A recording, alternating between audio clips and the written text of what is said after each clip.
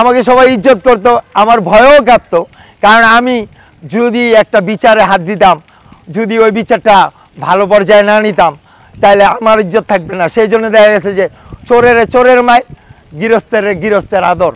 আবার চোরের মারলেই যে চোরের আদর করবো না তাও না, চোরেরও আদর করতে হয়, সেও আমার মতো মানুষ। খারাপ মানুষ আমার ছত্রছায়া আসার চেষ্টা করতো, কিন্তু আমি কবি মানুষ দেখা, আমি কবি মন আমার, সেই জন্য আমি নিজেকে খারাপ দিক থেকে একটু আড়ালেই রাখতাম।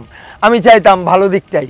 আমার মাসুম নামের কাটাকাটি, আমি আকার কেটে আলি ফাটি, সুরে কেটে করি বাটা বাটি, আমি সমসমা সমতালে হাঁটি।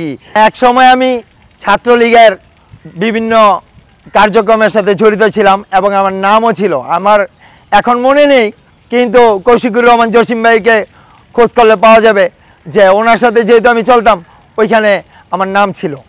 এবং বিভিন্ন আওয়ামী লীগের কর্মকাণ্ডে আমি ছিলাম, আমার নাম ছিল। সভাপতি না থাকলেও আমি একজন ভালো কর্মী ছিলাম, ভালো যোদ্ধা ছিলাম।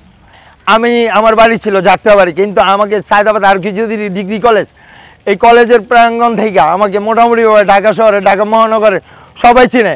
এমনকি আওয়ামী লীগের বড় বড় কেন্দ্রীয় কমিটির লিডাররাও আমাকে চিনে। যদি ওনারা আমার দিকে চায়, ঠিকমতো দেখে, তাহলে অবশ্যই একটা বড় লিডারকে ডাক দিয়ে চেয়ার থেকে উঠাই দিয়ে হইলো আমাকে বসতে দিবে। আমি আশাবাদী, কিন্তু আশাবাদী হলে বসতে দিলে কী হবে? আমার ক্ষমতা নেই। কিসের জন্য? রাজনীতিক অঙ্গনে আমার নাম নেই, ফাইলে আমার নাম নেই। ফাইলে যেহেতু আমার নাম নেই, সেহেতু আমি রাজনীতিতে এক কাপ চা, একটা পুরি, এই খাওয়া সন্ত্রাসী।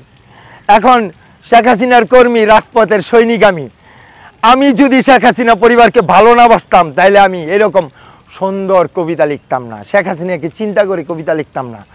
আমি যদি ইজ্জত না করতাম, তাহলে মা বোনের ইজ্জত নিয়ে কবিতা লিখতাম না। আমি নজরুল কবিতা হিসাবে দাবি করি, নজরুল কবিতা লিখছি। এই যে ভাইয়েরা বলে দ্রব্যমূল্যের ঊর্ধ্বগতি, এই দ্রব্যমূল্যের ঊর্ধ্বগতি কবিতাও আছে আমার। দ্রব্যমূল্যের ঊর্ধ্বগতি, সমসাম্যের হচ্ছে গতি, চলে যাচ্ছে মানব দেহের নানান জ্যুতি, এই দ্রব্যমূল্যের ঊর্ধ্বগতি। দ্রব্যমূল্যের ঊর্ধ্বগতি, 20 টাকা কেজি পেঁয়াজ 250 টাকা কেজি দিয়ে খায়। এখন একটা কথা বলি, আমি দর্শন একটা মেয়েকে করা হইল, মেয়েটা ছিল 10 বছর 5 বছর, মেয়েটা ছিল 10 বছর 5 বছর, কিংবা যাই হোক, বড়ই হোক, দর্শন করা হইল। তাহলে বুঝতেই পারতেছেন, 25 টাকা কেজি পেঁয়াজ যদি আমি 250 টাকা কেজি দিয়ে খাই, তাহলে ওই নাবালিকা দর্শন করার মতন উপযুক্ত শাস্তি তার পাওনা গেল। এটা শেখ মুজিবুর পরিবারকে স্ট্যান্ড গান রাইফেল দিয়ে গুলি করে মারছে। দেখেন তো, 20 টাকা কেজি চাল যদি 250 টাকা কেজি হয়, তাহলে রাইফেল স্ট্যান্ড গানের থেকে বাড়ি কই? কম কিসের? আমার পরিবারকে তো রাইফেল স্ট্যান্ড গানের থেকে ভয়াবহভাবে নির্মমভাবে হত্যা করা হয়েছে। আজকে আমি রাস্তার ফকির, আমার স্ত্রী ছেলে কন্যা আছে, তাদের মুখে ঠিক মতন খাবার দিতে পারেন এই দ্রব্যমূল্যের জন্য। এই দ্রব্যমূল্য ঊর্ধ্বগতি ঠেকানোর জন্য আমি করোনা ভাইরাস কবিতা লিখি। করোনা ভাইরাস আইটপ আমার প্রেম ব্যথা মূল কারণ, সোনা বন্ধু ভালোবাসায় কইরাছে আমায় হরণ, একটু জ্বালা সয় না তোদের, আমি সইছি কেমনে বল, ভাইরাস হয়ে নামছে আমার প্রেম বেরিয়ে ব্যথা doll. Corona virus all famous, ভালোবাসায় শিরোনাম, শত লক্ষ মানুষ কোরবানিতে উঠবে আমার প্রেমের দাম। আমি লালন সাইজির ঊর্ধ্বগতিতে কবিতা লিখি, আমি কাজী নজরুল ইসলামের ঊর্ধ্বগতিতে কবিতা লিখি, আমি রবীন্দ্রনাথ ঠাকুরের ঊর্ধ্বগতিতে কবিতা লিখি। পৃথিবীর বুকে যত পীর আউলিয়া দরবেশ ফকির আছে, সবার ঊর্ধ্বগতি থেকে চিন্তা ভাবনা করে কবিতা লিখি। আমি যীশু কৃষ্ণকে নিয়ে কবিতা লিখি। আমি উম্মত থেকে বান্দা হতে, আল্লাহ হতে, রাসূল হতে বান্দা উম্মত পর্যন্ত কবিতা লিখি। আমি শয়তানকে নিয়ে কবিতা লিখি, আজরাইল আলাইহিস সালামকে নিয়ে কবিতা লিখি। আমি আমার মাসুম নামের উপর কবিতা লিখি।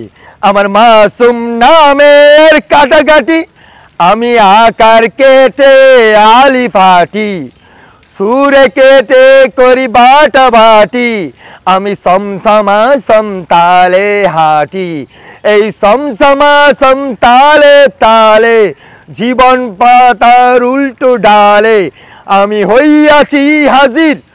আমি আমার মাসুম নামের ঘরে হাজির হইয়াছি, কিন্তু আমার সার্টিফিকেট নাই, আমার আইডি কার্ড নাই, আমার বাড়িঘর নাই। আমার বাড়িঘরগুলি এইসব বিভিন্ন অরাজনৈতিক চিন্তা ভাবনা, অরাজনৈতিক মস্তিষ্কের কারণে বিভিন্ন মামলায় জড়াই দিছে।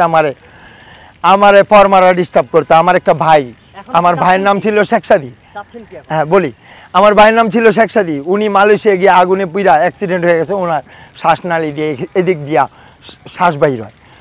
উনি আমার ভাই শেখ সাদি। আমি আশা করি যে মাননীয় সরকার আমার ফ্যামিলি ব্যাকগ্রাউন্ড তদন্ত করবে এবং আমাদের যদি আমি শাস্তির উপযোগ্য হয়ে থাকি, আমার ফ্যামিলি যদি শাস্তির উপযোগ্য হয়ে থাকে তাহলে আরও শাস্তি দিক, আমার কোনো আপত্তি নেই। আর যদি শাস্তির উপযোগ্য না হয়ে থাকি তাহলে আমাদের দিকে সরকার দেখুক। আমার ঘটনায় আওয়ামী লীগ সরকার ছিল না, বিএনপি সরকার ছিল না, এরশাদ সরকার ছিল, আমি এত কিছু বলতে পারবো না। তবে আমি একটা বলতে পারবো যে আমি একজন ভালো মানুষ, আমি ভালো, আমার আল্লাহ ভালো, ভালো আমার রাসূল পাক